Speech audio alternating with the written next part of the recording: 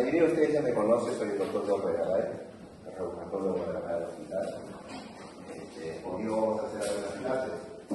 Vamos a hacer la clase de artritis reumatoide, vamos a hacer la clase de gota, artritis séptica, entre otros, ¿no?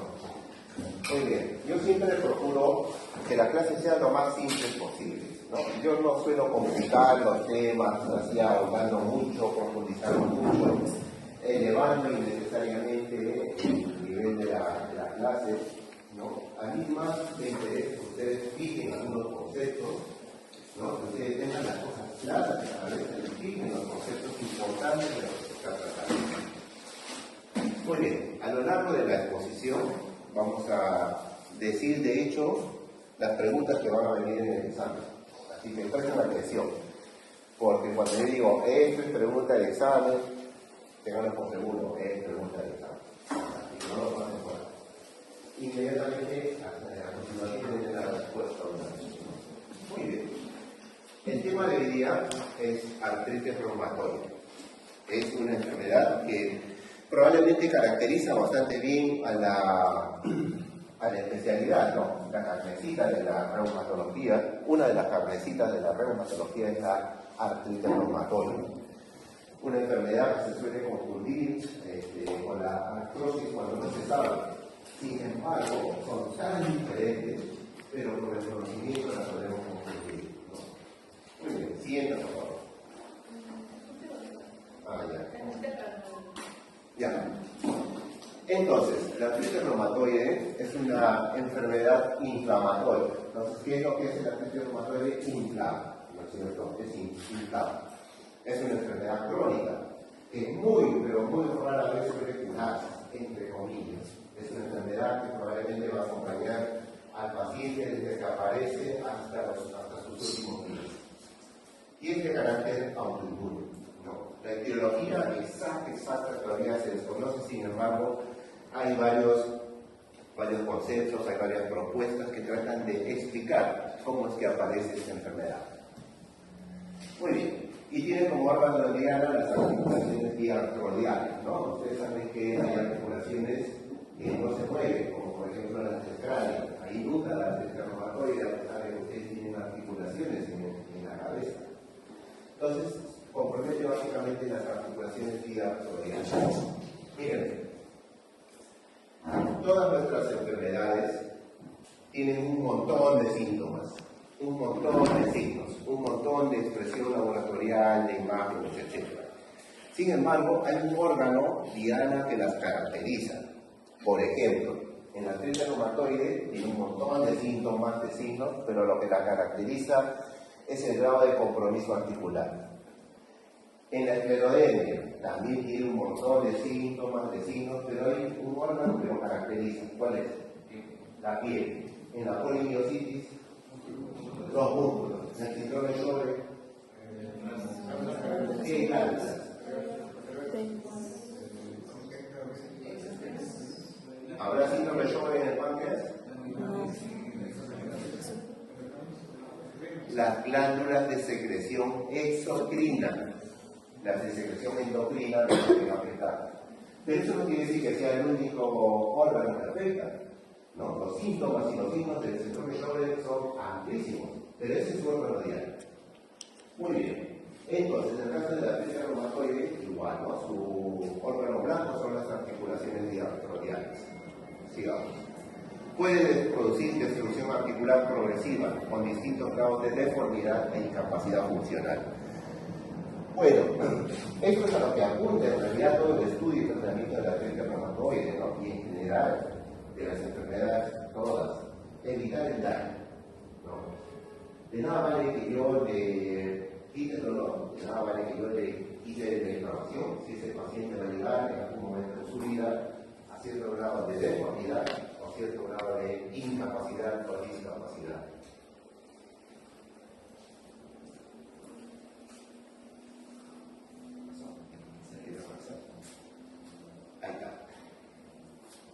Muy bien, como les decía hace un momento, la artritis reumatoide no es una enfermedad que suela circunscribirse a las articulaciones, ¿no?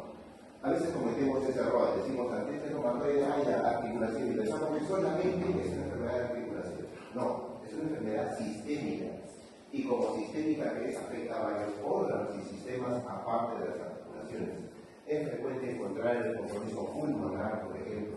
Es frecuente encontrar el compromiso hematológico. Es frecuente encontrar compromiso en la piel, aparte de las articulaciones.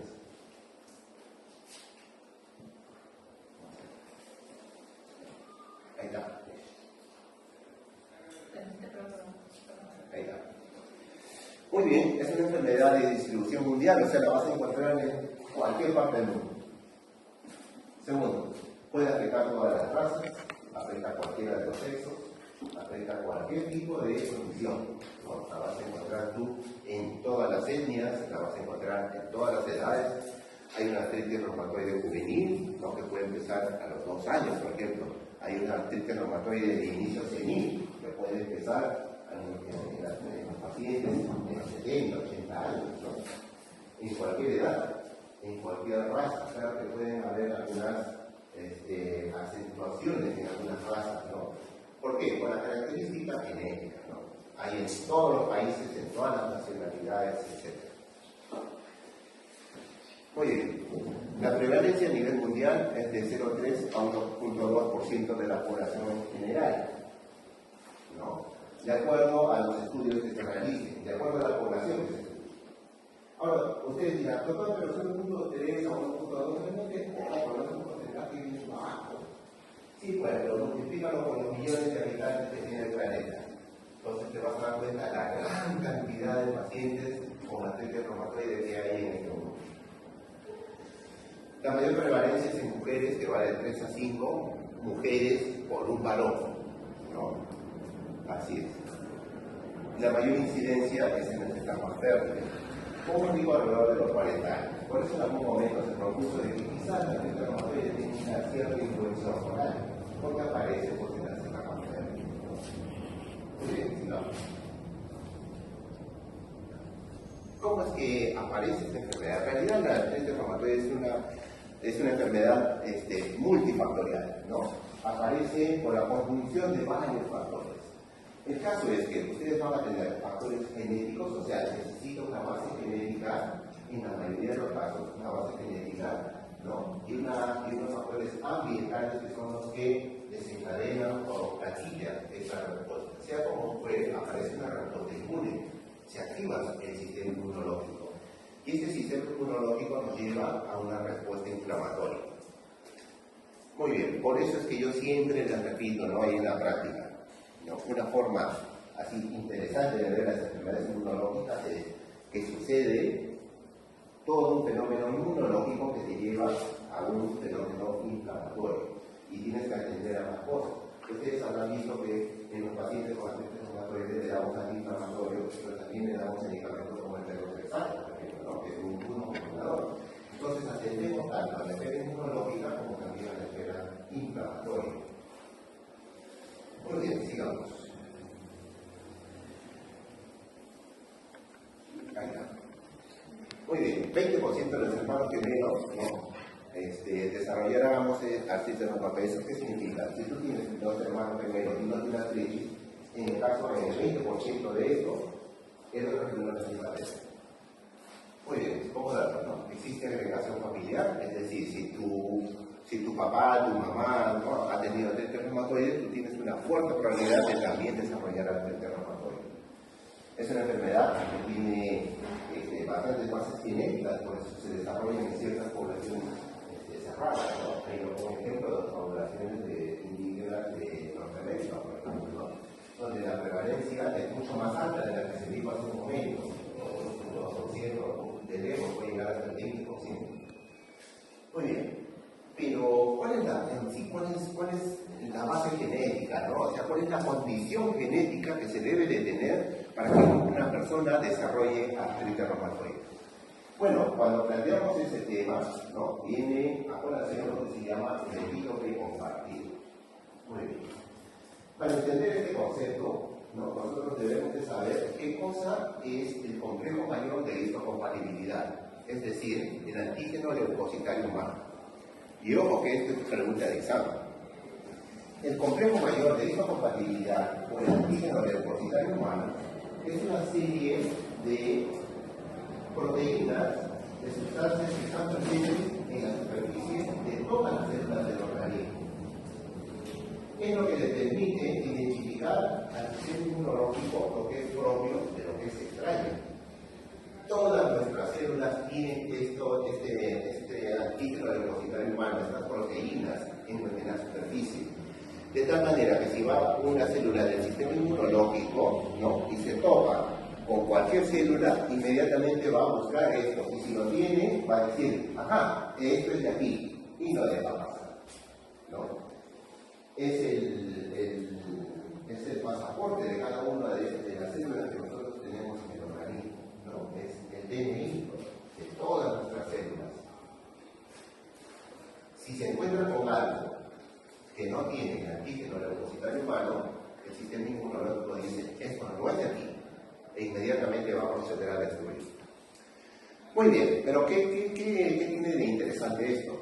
Que en unas partes de este antígeno depositario humano, ¿no?, en un determinado sector, va a compartir una cadena de aminoácidos con otros antígenos depositarios. No son tan independientes uno del otro. Va a haber como un puente de varios aminoácidos. Se mencionan de hasta 5 aminoácidos, ¿no? Y esto se llama epítope compartido, a esa cadena, a esa secuencia de aminoácidos que están siendo compartidos por dos moléculas del antígeno depositario humano. Muy bien, las personas que tienen esta característica, las personas que tienen el epítope compartido, son personas que tienen una alta probabilidad de desarrollar artritis reumatoide. Esa es la base genética, esa es la condición genética. ¿Está claro esto? ¿Sí? ¿Se entendió lo que es el epítope compartido? ¿Se entendió lo que es el antígeno depositario humano? Muy bien, sigamos para allá.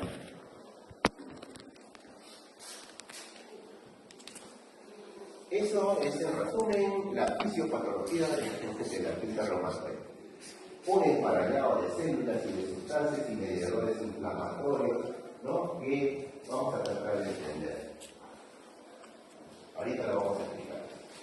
Esta es otra forma de ver, que ahora vamos a explicar, para que ustedes se den cuenta lo complejo que puede resultar ser todo este proceso inmunológico, ¿no?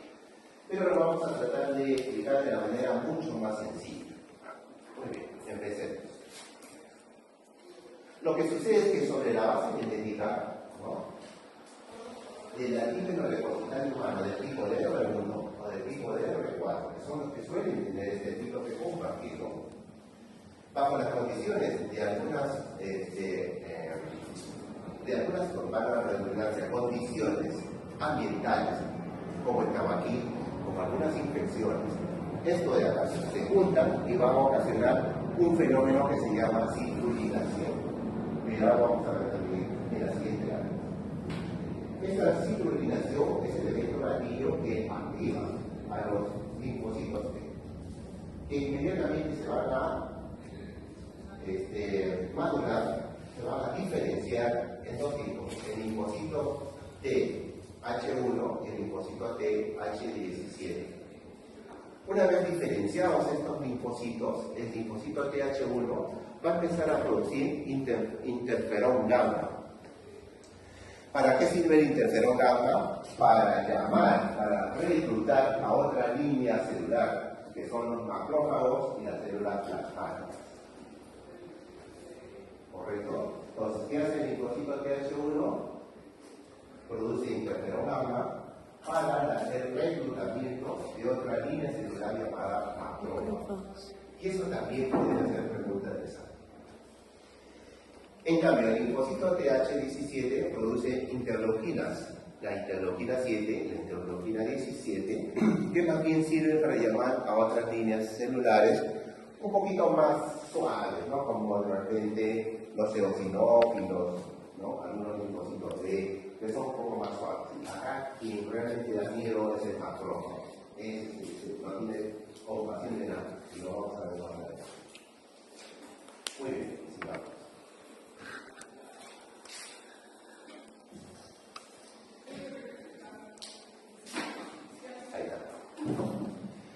Muy bien, como les dije hace un momento, el linfocito Th1 produce interferón gamma que reclutan los macrófagos células plasmáticas. Estos macrófagos empiezan a secretar mediadores inflamatorios del tipo factor de necrosis tumoral alfa y la interleuquina 1. Es una interleuquina altamente inflamatoria. ¿Se dan cuenta? La cadena, ¿no? El fenómeno genético y ambiental activa a los linfocitos que se diferencian en dos. Uno de ellos activa a los macrófagos y el otro llama a otra serie como son los eosinófilos y los fibroblastos. Muy bien. Sea como fuere, tenemos aquí al macrófago que produce factor de necrosis tumoral alfa y una interleuquina altamente inflamatoria. Estas de acá son las que van a actuar directamente sobre la articulación, provocando neovascularización, o sea, hace que los tejidos se llenen de vasos sanguíneos, crea vasos sanguíneos, hay una neovascularización. Y esto también es pregunta de examen. Produce una neovascularización, el factor de necrosis tumoral y la interleuquina también llama a otras células proinflamatorias. ¿Qué es lo que hace también? Activa los osteoclastos. ¿Qué hacen los osteoclastos? ¿Qué cosa? Hueso, ¿no? Destruyen hueso. Entonces ya más o menos se dan cuenta por dónde vienen las erosiones óseas. Produce activación de los osteoclastos y hace que las células de la sinovia produzcan una gran cantidad de proteasas. ¿Qué son las proteasas? ¿Quién tiene una idea de lo que son las proteasas? Su mismo nombre lo dice. Son unas proteínas enzimáticas que hacen... ¿Perdón? Exacto. Son enzimas, son proteínas enzimáticas que destruyen. Entonces, ¿qué es lo que hace esto? Actúa sobre la articulación, provocando esto. ¿Está bien? ¿Está claro? Sigamos. Hay que recordar, ¿no? Primero un hueso normal, tenemos acá los huesos normales que están cubiertos en sus carillas articulares por un cartílago, a su costado está la cápsula articular que por dentro está forrada por la membrana sinovial. ¿Ya? Esa es en una articulación normal. En una articulación con arteria reumatoide, este recubrimiento sinovial, esta membrana sinovial, aumenta, crece, se hipertrofia y se hiperemia. Es decir, hay una gran cantidad de vasos sanguíneos. ¿Qué más? ¿Se acuerdan que dijimos la activación de los osteoclastos? Pues hay una resorción ósea. Y dijimos también de que las células sinoviales, estas de acá, que están hipertrofiadas e hiperémicas, producían proteasas, pues son las responsables de destruir el cartílago articular, que está en medio, esta cosita así celeste que recubre los huesitos. No, lo destruye. Muy bien, sigamos. ¿Alguna pregunta hasta acá? ¿Se está entendiendo? Si no, para volver a poner desde el principio donde dice, así se remató de los dolores. Ya. Entonces, ¿qué es lo que pasa? ¿No? Acá tenemos otra pregunta para recordar, ¿no? Igualito, lo mismo que el anterior, pero hay que recordar que la membrana y la sinovia tienen una gran cantidad de vasos sanguíneos, ¿no? Tanto vasos linfáticos como vasos sanguíneos. Muy bien. Las células de la membrana sinovial, ¿no? Llamados sinoviocitos, son los responsables de producir el líquido sinovial, que en cierta forma es normal en todos nosotros. Sin embargo, al hipertrofiarse, al haber una gran cantidad de tejido sinovial, también aumenta grandemente la cantidad de líquido sinovial. Y también tiene capacidad como para mover detritus. Sigamos. Correcto. Habíamos dicho que la artritis reumatoide es una enfermedad autoinmune, ¿no es cierto? En donde sobre la base genética de la presencia del antígeno depositario humano, DHR1 y el DR4, que son los que presentan los epitopes compartidos, ¿no? Sobre la base de componentes genéticos, principalmente el consumo de cigarrillos, ¿no?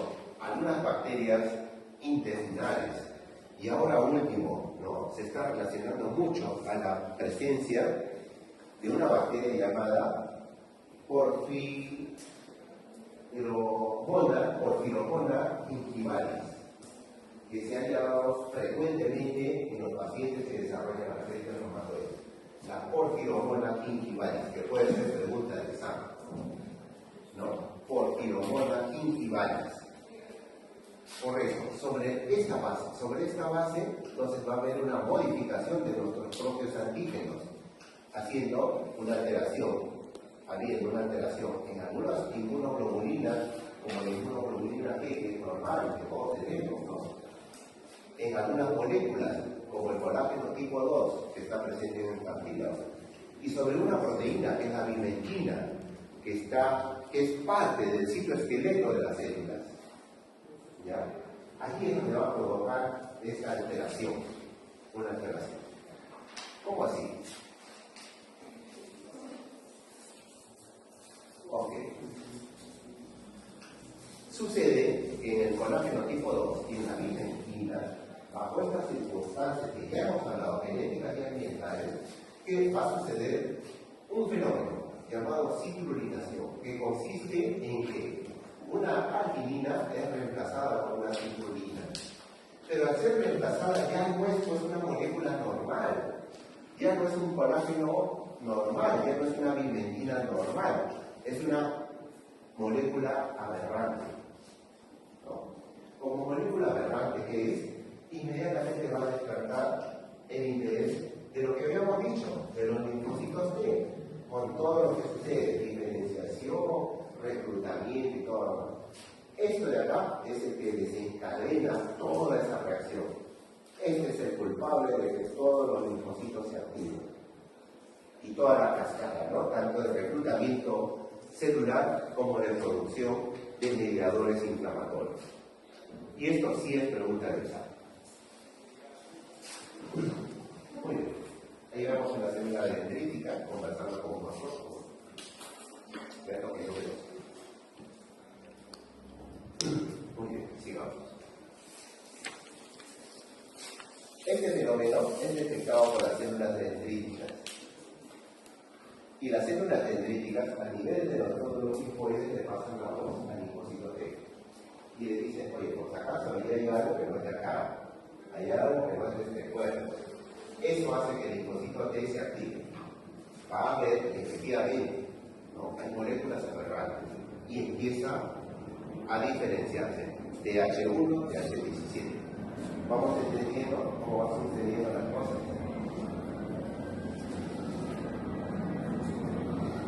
Muy bien, todos estos cuerpos y los linfocitos reactivados llegan a la articulación a través de la circulación. Muy bien. ¿Y a dónde llegan? Pues llegan al tejido sinovial, ¿no? Que es la zona donde concluyen todos los vasos sanguíneos y todos los linfoides. No llegan al cartílago, no llegan a la llegan a la sinovia, que es el tejido altamente vascularizado. Ahí está. Muy bien, estos linfocitos T, como ya habíamos dicho, secretan interferón gamma, interleuquina 17, que sirven para el reclutamiento, el llamado de los macrófagos, los llama y los activa los macrófagos. Y estos macrófagos a su vez empiezan a secretar más citoquinas, ¿no? Como el factor de necrosis tumoral alfa, la interleuquina 1 y la interleuquina 6. Estos tres de acá son tan importantes en el proceso inflamatorio, son tan importantes en el proceso inmunológico y el desarrollo de la lesión, que este ha sido objetivo y blanco en la producción, estudio y elaboración de la llamada terapia biológica. Entonces tú vas a tener terapia biológica anti-TNF, como el infliximab, por ejemplo. Vas a tener terapia anti-interleuquina 1, como una molécula de función llamado anakinra. Y vas a tener tú también una interleuquina 6, un anticuerpo anti-interleuquina 6 llamada tocilizumab. Entonces, esto es blanco de la terapia biológica. Muy bien. Cerramos este paréntesis y continuamos. Entonces, ¿qué sucede? Todo esto de acá va a actuar a nivel del tejido sinovial. haciendo que prolifere este tejido sinovial, se hipertrofia y empieza a haber una diferencia, ¿no? Un aumento de los vasos sanguíneos, una proliferación.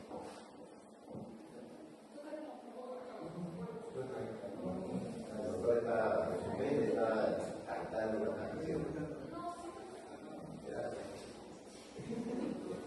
Muy bien, pero cuando este tejido sinovial aumenta, se hipertrofia y se llena de vasos sanguíneos, se convierte en un tejido de granulación llamado pancreas. ¿Ves? Llamado pancreas. Este pancreas empieza a destruir todo, porque prolifera y corroe todo el cartílago, corroe todo el hueso, ¿no? Y en tal se hace más proliferativo. Y empiezan a aparecer en el pancreas, en este tejido pancreas, los llamados fibroblastos y miofibroblastos. Sigamos. Muy bien. Pero conforme va pasando el tiempo, el daño continúa y ya empieza a dañarse el cartílago, los tejidos blandos y empieza a haber una erosión de los huesos. Correcto. Estas células sinoviales activadas, como dijimos hace un momento, empiezan a producir todo un conjunto de proteínas enzimáticas llamadas proteasas que actúan a nivel del cartílago, produciendo erosión y destrucción del cartílago. ¿Qué más? Los osteoclastos, ¿no? Que son las células que renuevan los huesos. Osteoclastos.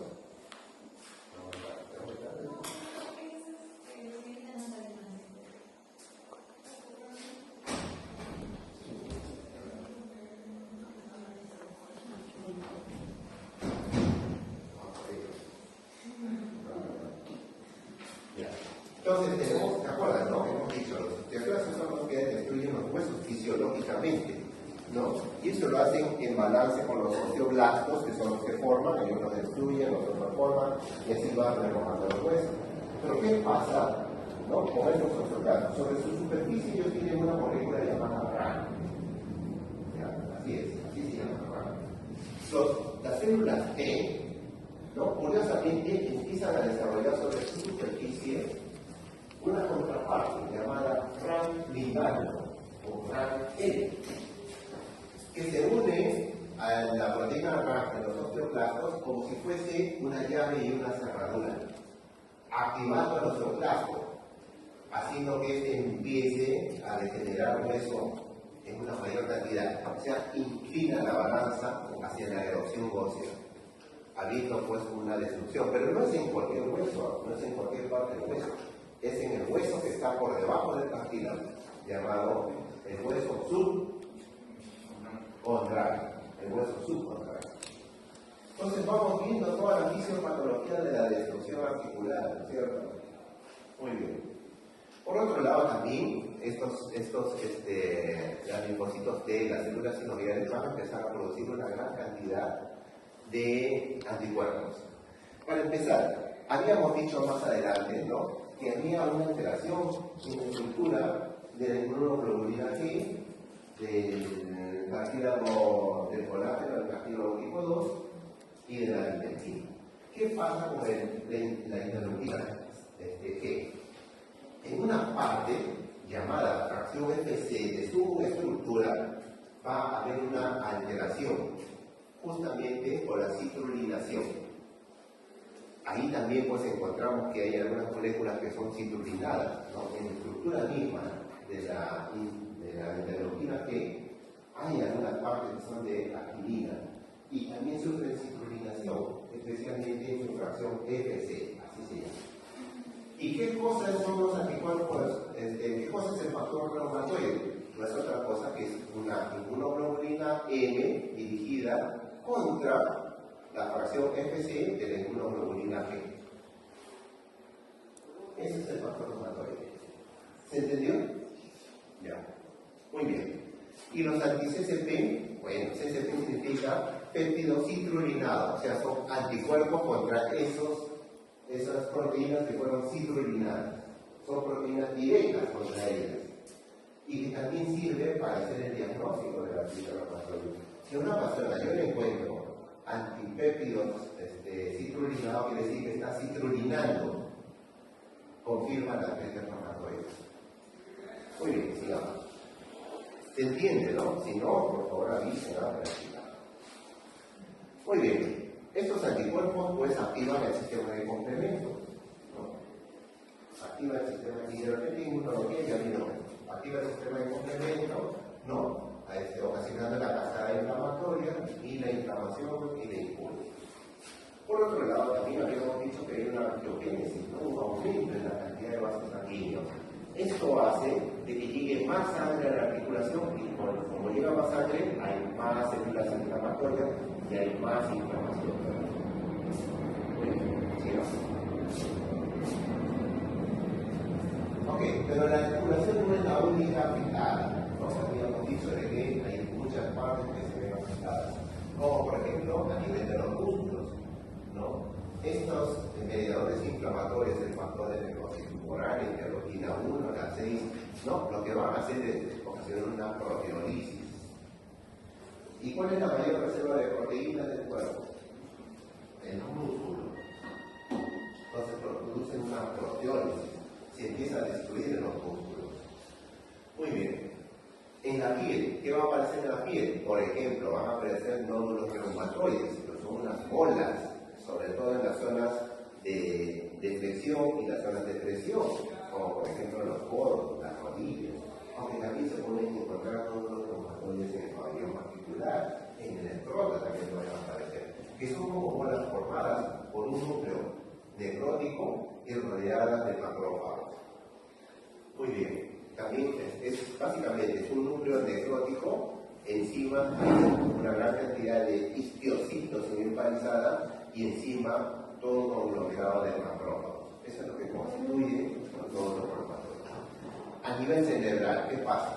Pues estos mediadores inflamatorios, sobre todo el factor de necrosis tumoral, llegan por vía sanguínea al cerebro.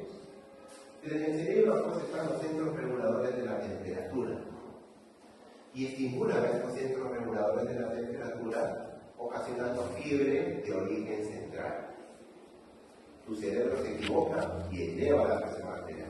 Entonces ya sabes por qué el paciente con artritis reumatoide de la fiebre, ya sabes, y es frecuente, por ejemplo, en el lupus, ¿no es cierto?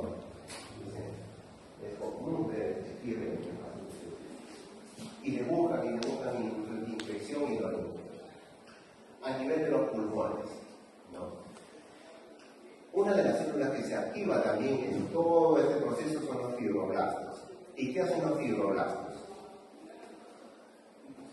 Su nombre lo dice.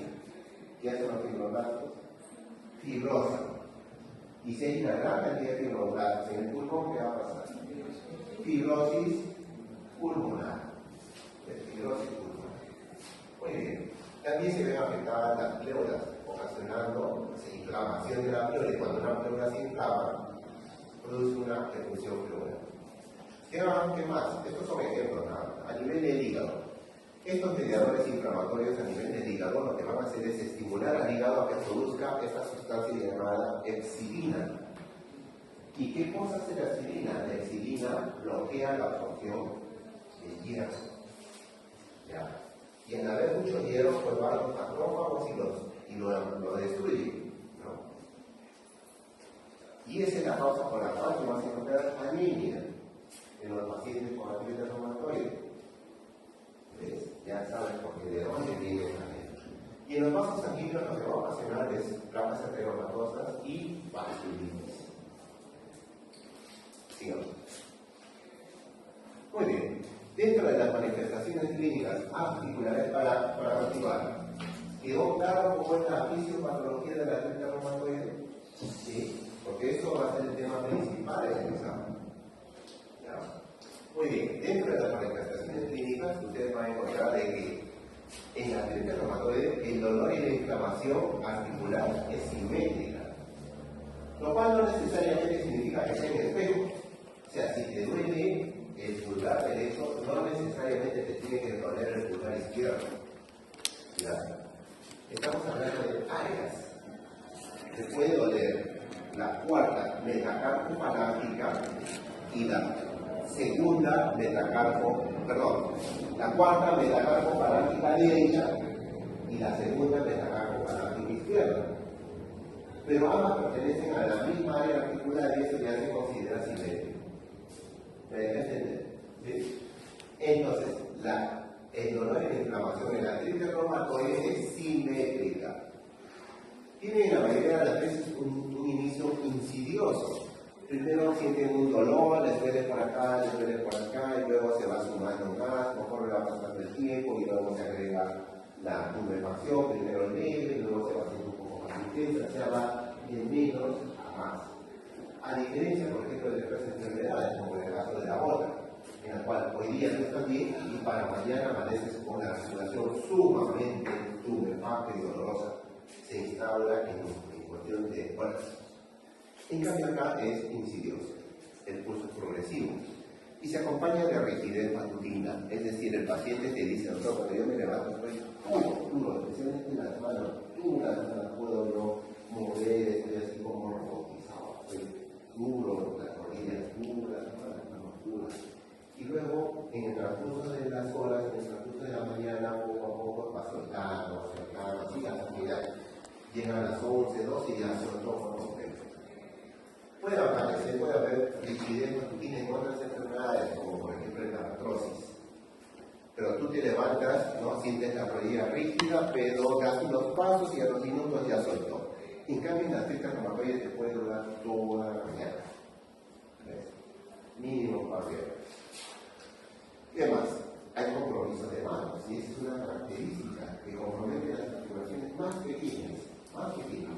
¿Y dónde están las articulaciones más pequeñas? En las manos y en los pies. Muy bien, y ocasiona pues una limitación en el movimiento, ¿no? Tanto por dolor como por la inflamación misma. Sí, vamos. Muy bien, ahí vemos pues, ¿no? Que hay unas interparáticas proximales que están inscritas, ¿no? Se ve, se nota. Estamos empezando por la segunda, la tercera y la cuarta. Sí, igualito, ¿no? Y esa inflamación puede dejar sombreado sobre las articulaciones inflamadas, ¿no? Y muchas veces nosotros nos damos cuenta que esa articulación estuvo inflamada porque dejó así ese sombreado. Sí, vamos. Muy bien, acá vemos, ¿no? Una zona izquierda bastante compacta y sobre todo con un derrame sinovial, ¿no? En respuesta al proceso inflamatorio. Si la sinovia se inflama, ¿no? Se hipertrofia, se hiperedia, va a empezar a producir gran cantidad de líquidos sinoviales. Aquí vemos en el receso suprapatelar hay una gran cantidad de inflamación y líquidos sinoviales. Muy bien. ¿Qué más? Es una enfermedad que se caracteriza por presentar una desviación cubital. Una desviación de los dedos hacia el lado cubital. Hay algunas que te dan desviación hacia el lado radial. Pero en la artritis reumatoide hay una desviación de los dedos por el lado radial, pero que nace de las metacarpofalángicas. En la artrosis, por ejemplo, tú vas a encontrar desviación hacia el lado radial, pero que nace distal más bien. En cambio, en la artritis reumatoide proximal nace de acá esa desviación. ¿Correcto? Hay una subluxación. Si acá nosotros vemos este dedito está luxado. Es decir, la primera falange ya no está en coordinación con la metacarpofalángicas, ¿no? Se sale de su lugar. Incluso hasta es reducible. En algunos pacientes tú agarras tu dedo, se lo jalas y se lo vuelves a poner en su sitio. Y el paciente ni siquiera le ve. ¿No? Se lo vuelves a poner en su sitio. Pero ¿qué pasa? Lo sueltas y vuelve a salirse. Y eso sucede porque esos huesos, ese cartílago articular y el hueso subcondral ha sido tan erosionado y ha sido tan destruido que pierde esa forma bien bonita que tiene, que justamente la que le da el encaje. Y prácticamente se vuelve como un muñón que resbala, ya no se engancha, sino se resbala nomás y se sale de su sitio. Entonces, eso es lo que produce la subluxación. Hay una hiperextensión de las interfalángicas proximales con una hiperpresión de las distales. Y esto es lo que te da la característica de dedo cuello de cis. Limitación a la movilidad y anquilosis. Anquilosis, como ya se erosionó bastante el cartílago articular y se erosionó bastante el hueso subcondral, estos dos tienden a solidificarse. tiende a soldarse en una sola pieza. Y eso se llama anquilosis. Muy bien. Hiperextensión, hiperflexión. ¿Ves? Dedos en cuello de cisne. Y más bien al revés, en el dedo, en el pulgar, en botoniere. Botoniere significa botonero, y es que antes en la antigüedad pues había un trabajo que consistía en pegar botones. Y como tú agarras el botón así, ¿no? De esta manera, para coserlo, lo agarras así. Incluso la aguja también agarras así, pues el dedo se despegaba en esa posición. ¿No? Por eso se llama dedo el botonero, el botoniere. Muy bien, sigamos. ¿Qué es lo que ve acá? ¿Qué les llama la atención? No se ve bien mucho el mapa, porque tendría que estar bien configurado. ¿Qué no? ¿Qué no parece? ¿En dónde? ¿En qué parte?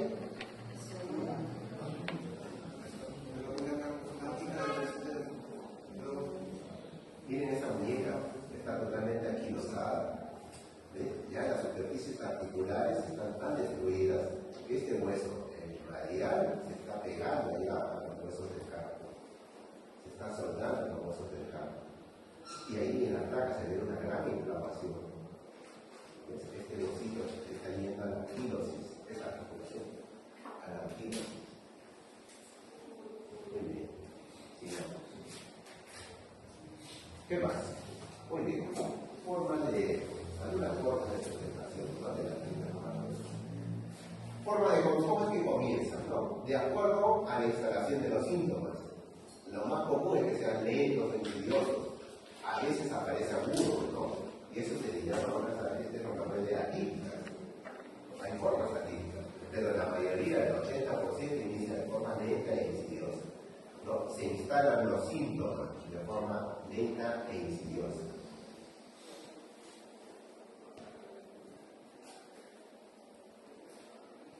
De acuerdo a la cantidad, ya vimos cómo, de acuerdo al inicio, cómo se inicia. Ahora vamos a ver de acuerdo al número de articulaciones. La mayoría de ellas tienen un comienzo poliarticular, es decir, 3 o más articulaciones. Hay también algunas que empiezan con una sola, que también caen en la denominación de artritis reumatoide atípica, porque esto sería lo común. Muy bien, y mucho menos infrecuente, algunas que comienzan primero con compromiso extraarticular, empiezan a presentar primero nódulos reumatoides o hay afectación pleural, y al tiempo recién hacen el compromiso articular.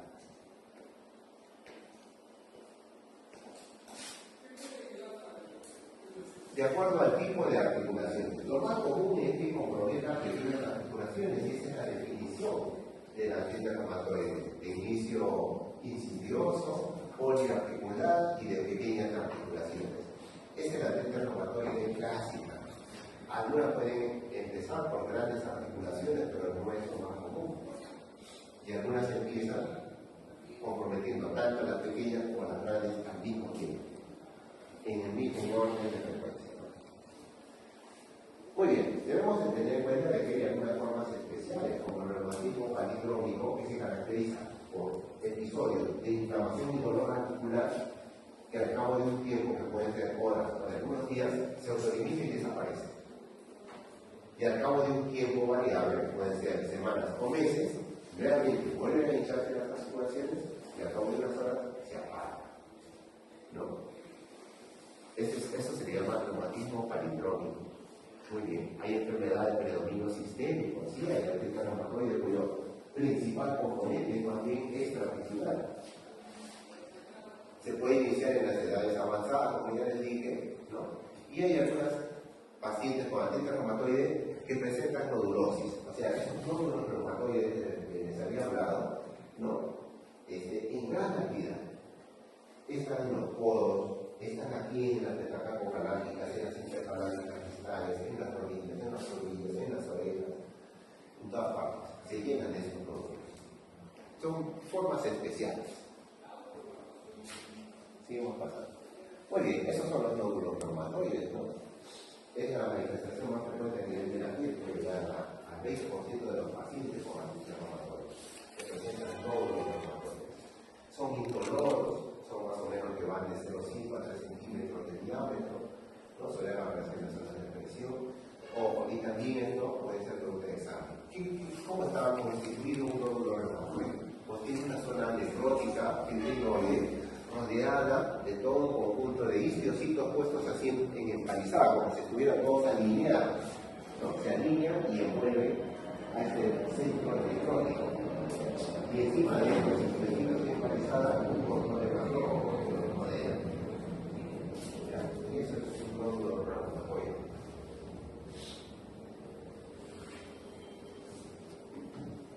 Muy bien, sigamos.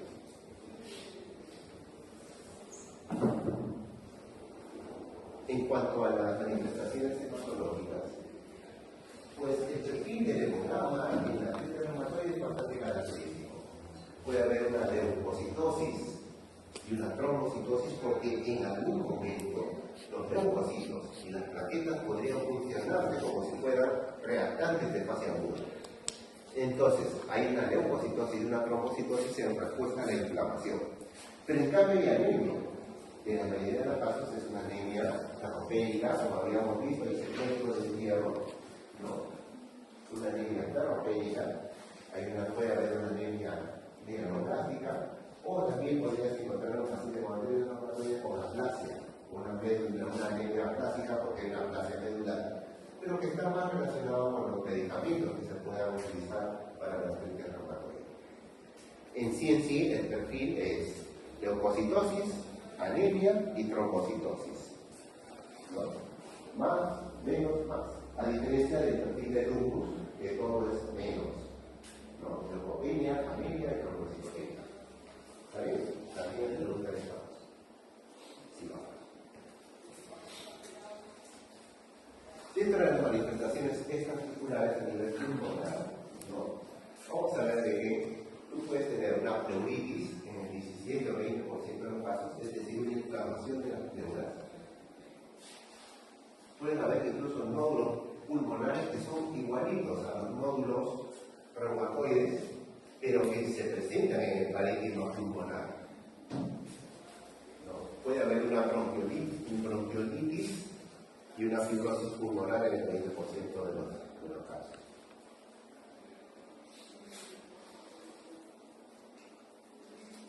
Muy bien, este es un pulmón totalmente fibrosado, ¿no? Así se ve en la placa celular. Un pulmón fibrosado, una fibrosis pulmonar severa. Muy bien, la enfermedad pulmonar intersticial difusa o fibrosis pulmonar, ¿no? No es que está relacionada con el tiempo de la enfermedad, se puede a pesar de que aparece fibrosis pulmonar en estos pacientes que tienen muchos años de enfermedad, no puede aparecer en un poco tiempo nomás.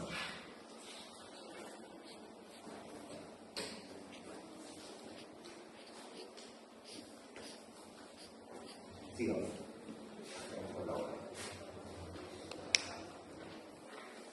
Muy bien, esta es una condición bastante rara, pero que se suele ver en la artritis reumatoide. La neumonía organizada con bronquiolitis obliterante, ¿no? En sus siglas BONO, que es una complicación bastante severa que puede llevar a la muerte del paciente, pero es muy frecuente, ¿no? Hay tos, hay disnea, malestar, pérdida de peso, fiebre, que no necesariamente se suele presentar bajo el contexto de la artritis reumatoide activa, o sea, no esperen todavía encontrar al paciente bien adolorido, hinchado, ¿no? Como que dentro del contexto de la artritis reumatoide ocurren las manifestaciones extraarticulares o extraarticulares, a pesar de ser parte de la artritis reumatoide, como que corrieron por cuerdas separadas. Muy bien, cuando uno dice neumonía, ¿no? Lo primero que se nos viene a la mente son una neumonía bacteriana. Pero ojo, neumonía solamente significa inflamación del parénquima pulmonar. Nada más. Porque tú puedes tener una neumonía inmune, autoinmune, como puedes tener una neumonía bacteriana, una neumonía viral, ¿no? Puedes tener diferentes tipos de neumonía. Neumonía no solo se refiere al aspecto bacteriano. Sigamos.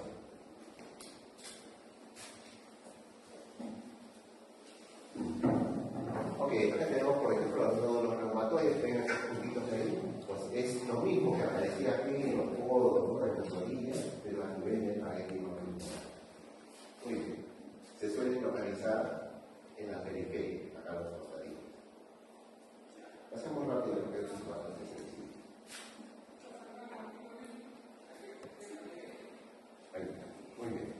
También hay manifestaciones cardíacas, así como hay manifestaciones pulmonares, hay manifestaciones cardíacas. Si se inflama la pleura, también se puede inflamar el pericardio. Hay que tener en cuenta que la pleura, el pericardio y el mesenterio son serosas. ¿Ya? Todos son serosas. Entonces, si la serosa, que es la pleura, se inflama, nada quita que otras serosas, como por ejemplo el pericardio, también termine inflamándose. Entonces vamos a encontrar una pericarditis. Si la pleura se inflama y produce un derrame pleural, el pericardio se puede inflamar y se puede producir también una pericarditis. ¿Qué notan en esta plática de acá? No. Exactamente. O sea, para decir que hay un taponamiento, el taponamiento cardíaco ya implica ya una consecuencia. ¿De qué? Acá yo lo que veo es un aumento de la silueta cardíaca, ¿no? Que altera el índice cardiotorácico. Entonces, lo primero que se me viene a la mente es, o bien el corazón está demasiado grande, o bien hay un derrame, ¿no? Si es que eso progresa y es un gran derrame, ahí recién se puede llevar a un taponamiento cardíaco. Por supuesto que sí. Muy bien, sigamos. Ya habíamos visto ya en el hemograma, el perfil del hemograma. Obviamente tú vas a encontrar un aumento de los reactantes de fase aguda. ¿Para qué sirven los reactantes de fase aguda? ¿Qué se mide? Inflamación. Y ya hemos visto pues de que la artritis reumatoide es un trastorno inmunológico que te lleva a un proceso inflamatorio. Entonces, estos reactantes de fase aguda me miden, me detectan y me miden el grado de inflamación, la cantidad de inflamación que puede haber. Muy bien, como ya habíamos dicho, ¿no? El factor reumatoide pues son anticuerpos dirigidos contra la fracción, contra esa parte de la inmunoglobulina G llamada fracción FC. Es aquí, esa fracción del T normalmente debe tener una arginina, pero puede ser citrullinada. No son patognomónicos de la artritis reumatoide. Hay que tener en cuenta que el factor reumatoide puede aparecer en el lupus. El factor reumatoide puede aparecer en el síndrome Sjögren. El factor reumatoide puede aparecer en la tuberculosis. El factor reumatoide puede aparecer en el cáncer. Y el factor reumatoide aparece también en personas sanas, hasta en el 5% de las personas sanas. Muy bien. Sin embargo, está presente en el 70-80% de los pacientes con artritis reumatoide. Obviamente, la presencia del factor reumatoide te confirma que ese paciente tiene artritis.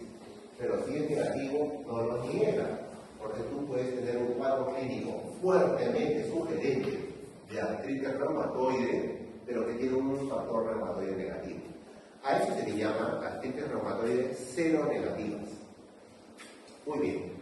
Los anticuerpos antipéptidos citrulinados, ¿no? Antiproteínas citrulinadas, ¿no? Obviamente la respuesta inmunológica va a crear anticuerpos contra eso, ¿no? Obviamente. Entonces, también se pueden detectar estos anticuerpos contra los péptidos citrulinados, ¿no? Que tienen una mayor especificidad que el factor reumatoide, ¿no? Si el factor reumatoide tiene un 70%, los antipéptidos citrulinados fácilmente sobrepasan el 90%. Son más específicos.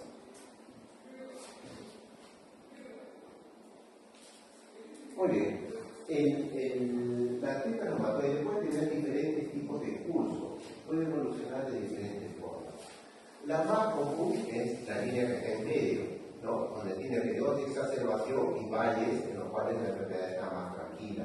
Se exacerban, se calman, se exacerban, se calman a lo largo del tiempo. Tú puedes tener una artritis reumatoide que empieza y se tranquiliza, ¿no? Empezó, se activó, da dolores, da infecciones y al cabo de un tiempo se tranquiliza.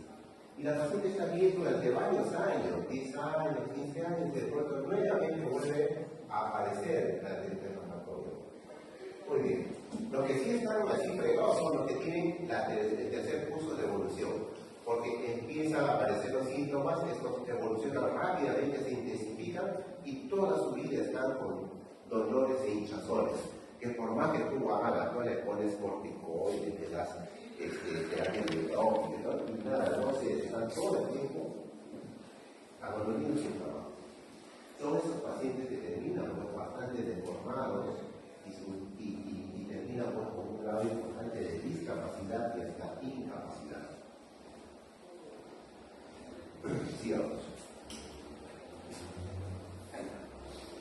factores de mal pronóstico. Muy bien, muy bien, doctor, pero es posible saber si este paciente no va a desarrollar una enfermedad severa, va a desarrollar una enfermedad de repente más suave. ¿Y por qué es importante saber si el pronóstico es bueno o es malo de un paciente con artritis reumatoide? Porque eso te va a definir a ti la conducta terapéutica. No es lo mismo darle tratamiento a una artritis que va a ser suave a una artritis que va a ser muy severa. Obviamente a la severa vas a tener que darle con todo. Muy bien, entonces es necesario determinar algunos factores de mal pronóstico. Para empezar nada más, el solo hecho de ser mujer es un factor de mal pronóstico. ¿Por qué? Porque las artritis reumatoides son mucho más frecuentes en las mujeres y son mucho más severas que los varones. Segundo, cuando presenta compromiso de muchas articulaciones comprometidas, Si te viene un paciente y dice, doctor, con artritis reumatoide, me duele la muñeca y me duele este dedito. Entonces hay nomás que dar cuenta que su artritis se leve. Pues si te viene una paciente en silla de ruedas que no puede ni caminar, porque le duele todos los tobillos, las rodillas, le duele la cadera, no puede ni siquiera vestirse sola. Entonces ahí nomás tú ya te das una idea de que su artritis es sumamente activa, Son esas las que están más comprometidas. Cuando hay títulos altos del factor reumatoide, ¿qué quiere decir? De que hay una alta actividad inmunológica. Segundo, cuando hay presencia de anticuerpos antipéptidos circulares. Cuando los reactantes de fase aguda están muy elevados, quiere decir que hay un gran proceso inflamatorio. Cuando el paciente empezó con su artritis reumatoide y a los 6 meses nomás ya está presentando erosiones óseas. Quiere decir de que hay una gran cantidad de producción de proteasas, y hay una gran cantidad de activación de los osteoclastos. Todo eso te habla de una enfermedad más severa y mucho más intensa. Cuando rápidamente llegan a un grado de compromiso funcional.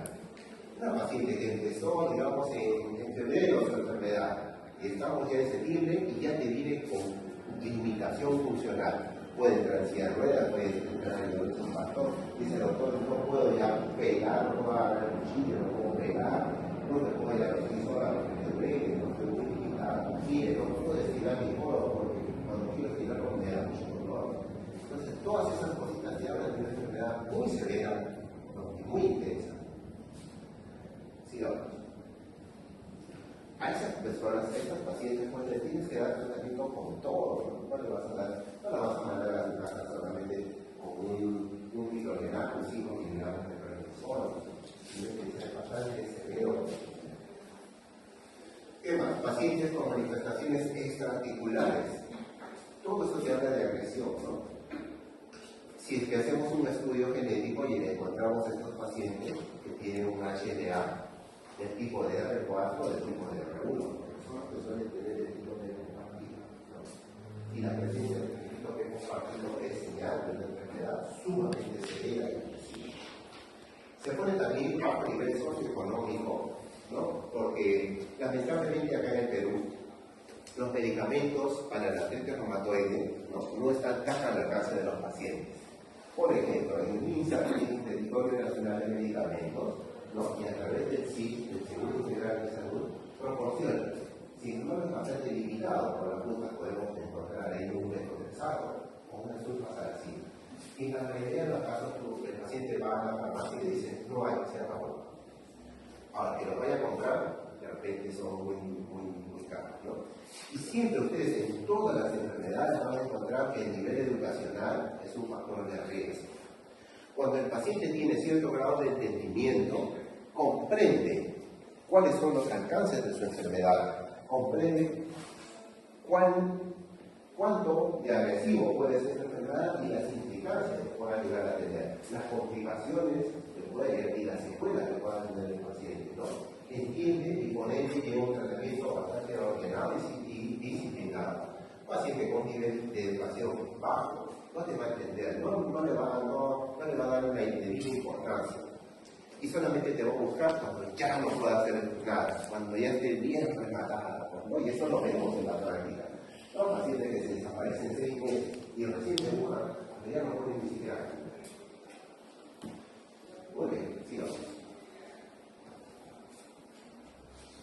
Muy bien, hablando de limitación funcional, tenemos una clasificación bastante sencilla que nos la podemos grabar en este mismo momento, porque siempre les van a preguntar a ustedes, cuando sean internos, doctor, la paciente tiene mucha limitación funcional, así como cuánto te van a decir, o en qué clase funcional se encuentra tu paciente. Número uno es cuando no tiene limitación funcional. ¿Correcto? Ese es el tipo, no tiene limitación funcional. El número dos es cuando, a pesar de su problema, puede hacer las cosas. El número tres es, a pesar de su enfermedad, ya no puede hacer las cosas. Y el número cuatro es cuando no puede hacer nada. Así de sencillo, así de fácil.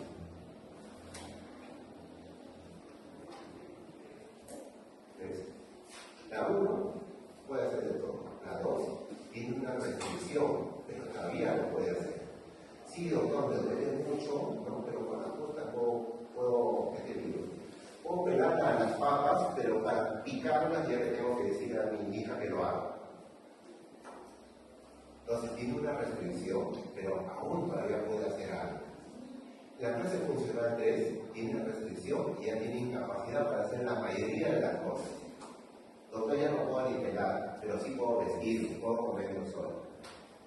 Y la clase 3 es cuando ya están incapacitados para todo. Así de fácil. Muy bien, sigamos.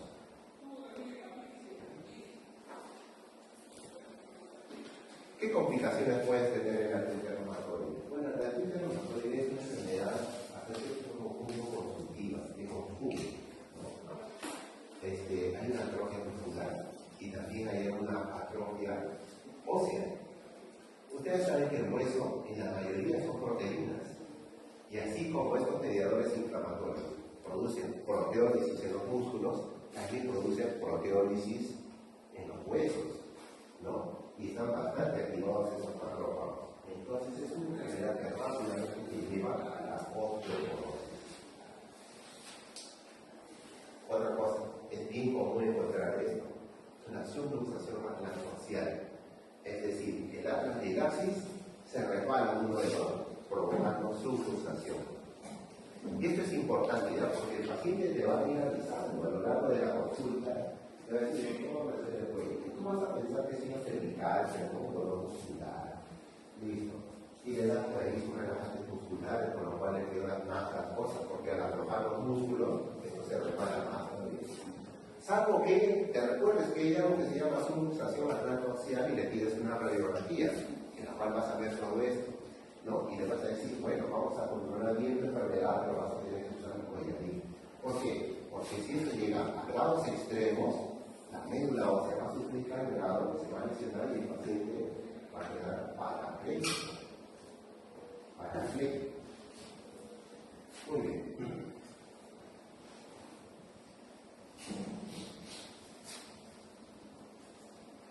Hasta hace algunos años se utilizaban estos criterios de diagnóstico, no, criterios de clasificación. El paciente debía de tener rigidez matutina, debía tener más de 3 áreas articulares comprometidas, debería de haber tumefacción en las manos, incluyendo muñecas, ¿no? Debería de ser simétrica, presentar nódulos reumatoides, un factor reumatoide que es positivo y los cambios radiológicos de erosión en las muñecas y en las manos. Estos eran los criterios diagnósticos, pero si tú te das cuenta, estos son criterios diagnósticos de alguien que ya está rematado. Ya tiene una artritis reumatoide bastante avanzada. Y en una artritis reumatoide ya necesita cualquiera hacer diagnóstico, solamente tú las miras y dices, oye, eso es una artritis reumatoide, ¿no? Pero además de eso, te habla acerca de una artritis reumatoide clásica, típica. ¿Y qué pasó con las artritis reumatoides atípicas? ¿Qué pasó, doctor, con esas artritis de inicio insidioso? O sea, si la artritis está en sus inicios, ¿voy a poder utilizar estos criterios diagnósticos? No, porque son criterios diagnósticos de una artritis reumatoide ya establecida y hasta cierto punto avanzada. Por eso ya no se usa. Hoy en día usamos estos de acá, ¿no? Donde ya se toman en cuenta otro tipo de artritis. En primer lugar, se incluye los anticuerpos antipéptido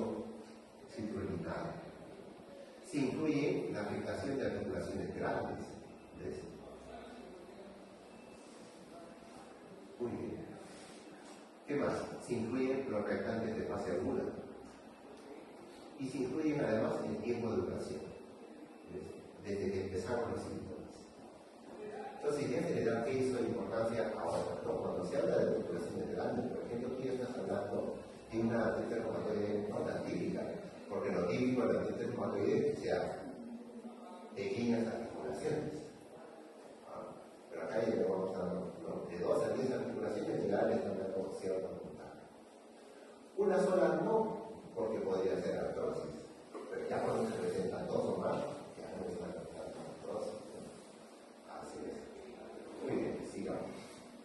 No lo voy a matizar, por esto voy a pedir que ustedes se lo hagan, porque si quieren hagan. Muy bien.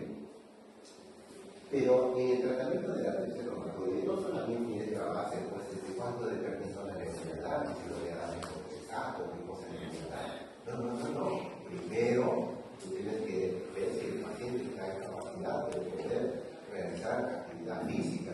La actividad física mantiene los rangos de movimiento.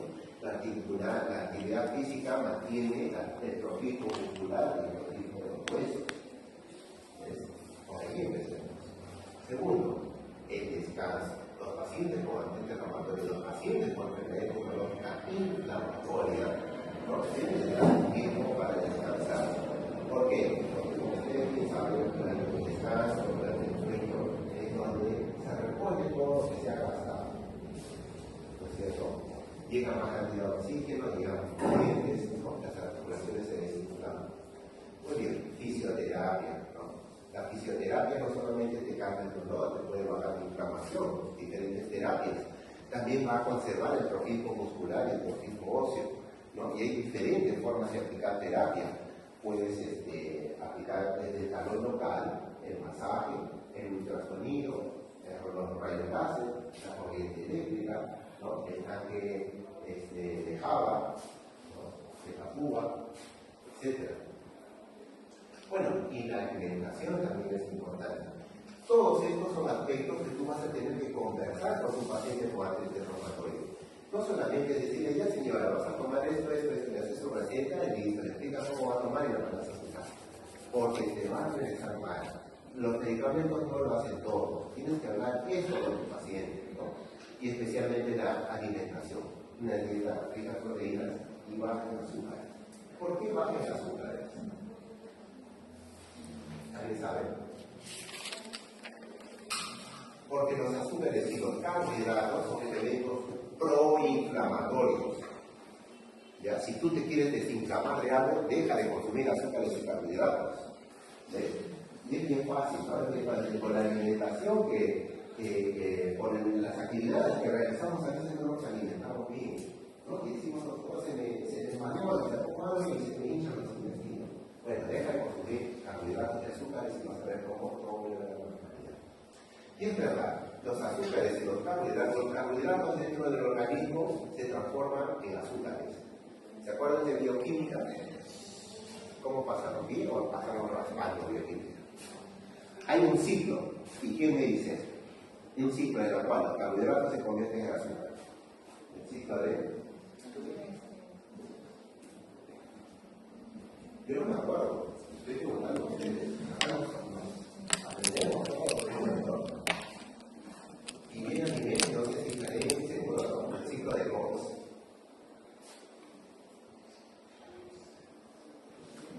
Ahora, si pueden, se averigua. El caso es que los carbohidratos dentro del organismo se convierten en azúcares. ¿Ya? Y los azúcares son proinflamatorios.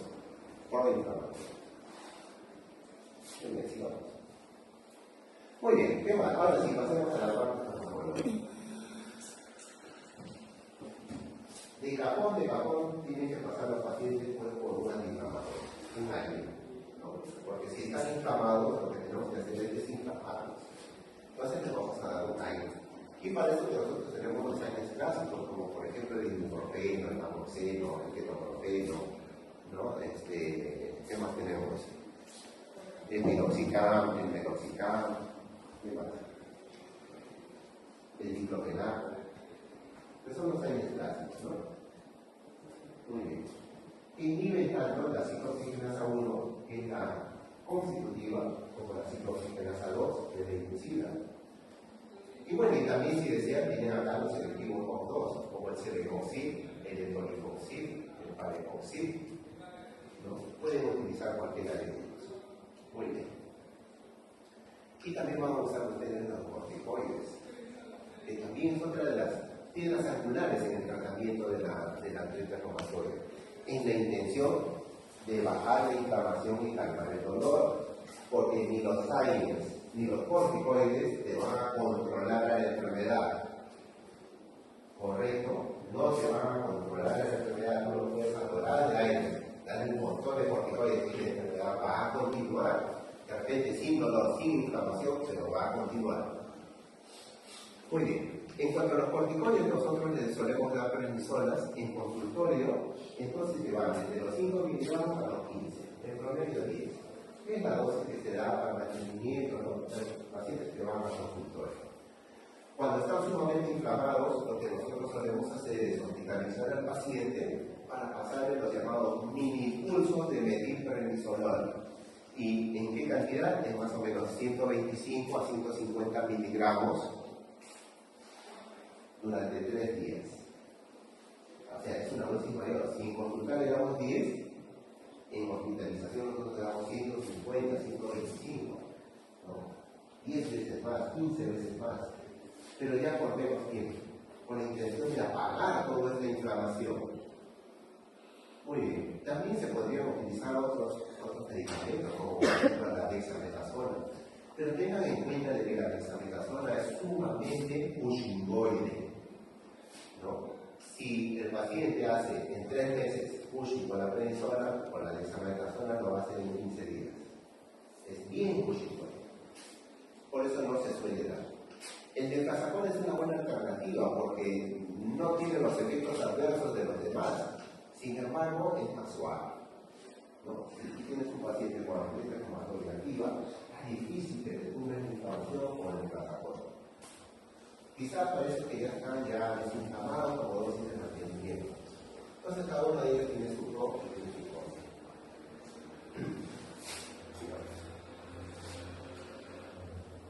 Correcto, ese es un cuadrito equivalente como para que puedan hacer el recambio, ¿no? Si tienen un paciente con prednisona y lo quieren pasar al delcazapón, ahí tienen las equivalencias, eso lo pueden conseguir en cualquier cuadro. No lo voy a martirizar. Bueno, esto también, ¿no? Eso es solamente para que ustedes conozcan, porque ya entra a metotrexato. ¿Qué cosa es el metotrexato? ¿Cuál es la dosis de eso? Sería para hacer una clase que dura hasta las 6 de la tarde. ¿No? Analizar la bioquímica, la farmacología de cada uno de estos fármacos es bastante tedioso. Tendríamos que la farmacocinética, la farmacodinamia, qué es lo que le hace el hígado, qué hígado le hace eso. Entonces no se extiende mucho. El medicamento de elección es el metotrexato. Así como vayas a Estados Unidos, a China, a Europa, a donde tú quieras, ¿no? Y el reumatólogo encuentra una paciente con artritis reumatoide, lo primero que se le va a venir a la cabeza es el metotrexato. ¿Ya? El metotrexato que va desde los 10 hasta los 20 miligramos. Ese es nuestro rango, de 10 a 20 miligramos semanal. El metotrexato no se da todos los días, se da una sola vez a la semana. En esta rama. Si está levemente activo, 10 miligramos, moderadamente activo, 15, severamente activo, lo suele saber. Cuestión de criterios. Muy bien. ¿Quién le sigue en la lista de metotrexato en efectividad? La letrodomida. Muy bien. Una combinación sumamente interesante para controlar a la artritis reumatoide es la de metotrexato y letrodomida. Esta combinación es maravillosa. En la mayoría de los casos les va a dar muy buenos resultados. Van a controlar rápidamente la actividad de la enfermedad. Podemos tener nosotros también otros, como por ejemplo la sulfasalazina, la hidroxicloroquina, cuya efectividad en la artritis reumatoide es menor. Si queremos hacer un ranking de efectividad de los medicamentos antirreumáticos que controlan la actividad de la enfermedad, en primer lugar el metotrexato. La efluromida está en segundo lugar y así sucesivamente. Este es un bonito ranking. Eso les va a permitir a ustedes decidir qué cosa es tomar. Tienes una paciente con este reumatoide y lo primero que se te viene a la cabeza es methotrexato. Si tú ves que está muy activo, agregarle electronomida. Si por alguna razón no puede tomar methotrexato o no puede conseguir electronomida, ¿quién le sigue la lista? Sulfasalazina, ¿no? Te reemplazas a una de ellas. Por ejemplo, le cae mal el methotrexato, no lo tolera, le da náuseas, vómitos, ¿no? Siente mucho malestar. Bueno, sacarás el methotrexato. ¿Quién sigue una línea? Sulfasalazina con electronomida. La electronomida no hay en los seguros como el CIS y el paciente es muy caro para que el paciente no compre, le dará methotrexato. ¿Quién sigue la lista? Sulfasalazina. Y así. ¿Me vas a comprender? ¿Sí? Muy bien. Sigamos. Muy bien, hasta hace unos años se manejaba pues, el concepto de tratamiento farmacológico, donde todos eran fármacos, sales y sales, todas eran sales o ácidos. ¿No? Hasta que a algún científico se le ocurrió, dijo, oye, pero ¿qué pasa? Acá, por ejemplo, ¿no? El factor de necrosis tumoral es muy importante en la patogénesis de la tetrahematoide. Y no hay un fármaco, un medicamento que pueda controlar eficientemente el factor de necrosis tumoral. No hay una sal, no hay un ácido químico. Pero ¿qué pasa si yo creo, invento unos anticuerpos contra el factor de necrosis tumoral? Ya no sales de ácido, sino anticuerpos. Y así fue como se crearon pues, los diferentes anticuerpos, ¿no? Que tienen diferentes blancos y que son mucho más eficientes que la terapia farmacológica. Entonces tú dirás, doctor, pero si son mucho más eficientes, ¿por qué no le damos ya de frente, ¿no? Al paciente por artritis reumatoide? Depende de las políticas de salud. Por ejemplo, en nuestro medio, esta terapia biológica es sumamente cara. Acá en nuestro hospital solamente tenemos rituximab, porque nosotros le cuestan demasiado dinero al Estado. Si estuviésemos en otros países, como por ejemplo España, y yo hago un diagnóstico de nuevo a una paciente con artritis reumatoide y veo que está bastante activa, ya no paso por el methotrexato, no paso por la electronomía, de frente de la terapia biológica, aplicando con criterio los factores de mal pronóstico. ¿No? Digo, esta paciente no tiene buen pronóstico, entonces de frente no paso a terapia biológica. Pero no estamos pues, en España, no estamos en Suiza, no estamos en Alemania, ¿no?